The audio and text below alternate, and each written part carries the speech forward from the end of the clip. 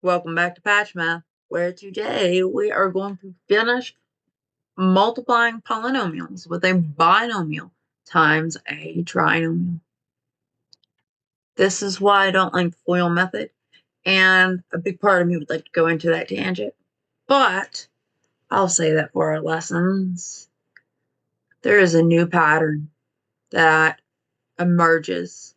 If we just taught from the very beginning, it would be so much easier to remember.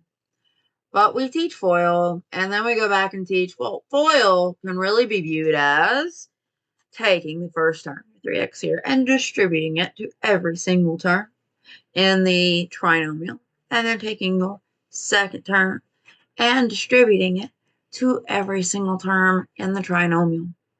This pattern holds up for all polynomials.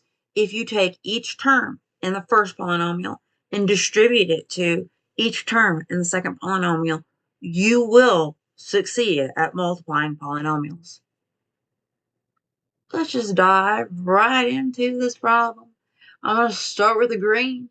3x times x squared. 3 times that invisible 1 in front of that x squared is 3.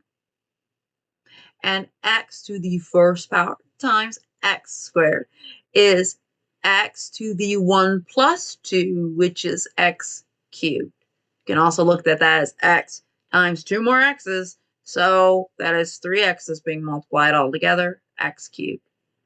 3x to the first power times negative 2x. 3 times negative 2 is negative 6. And x times x, well, that's 2 x's, x squared.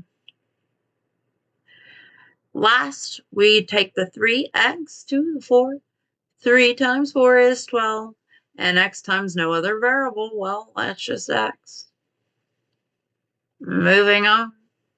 We have finished distributing the 3x to every single term in the second parentheses. So now we're going to do the same with the 2. So 2 times 1x squared is 2 times 1. That's positive 2.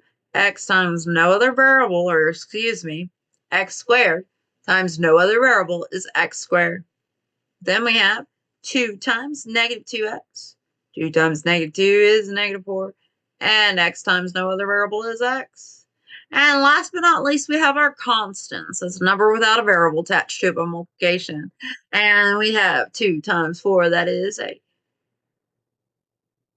We had a really long polynomial, but luckily we can simplify by combining like terms. Like terms, I have a video already. If you will look at it in my Algebra 1 series, it will explain like terms if you need more information on them. In this case, our 3x cubed has nothing that it will combine with, but our negative x squared, it can combine all the way over here with our 2x squared, because those terms have the exact same variable with the exact same exponent. So we write that exact same variable down with the exact same exponent, and then negative 6 plus 2, well, that's negative 4. Now, that's where that came from. Are there any other like terms? In this case, we see we have 12x minus 4x. Those terms have the exact same variable with the exact same exponent. We write down that exact same variable. And 12 minus 4 is a positive 8.